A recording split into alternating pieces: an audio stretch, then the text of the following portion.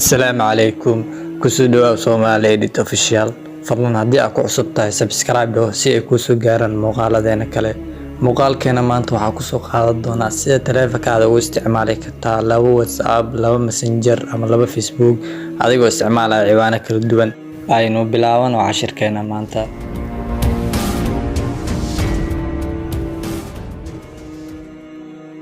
marka ugu horeysa waxaa soo furaysaa setting-ka soo furta kadib waxaad taabanaysaa advanced frequency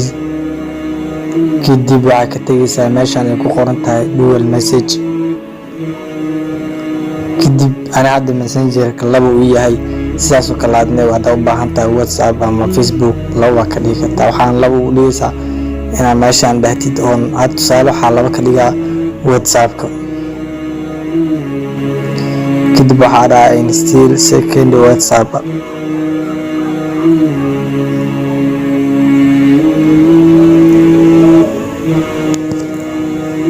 kana saudida laba noo noqday midkaan iyo midkaan sidaas oo kale waxaa ka dhigi kartaa laba Facebook laba Messenger laba macnaha Telegram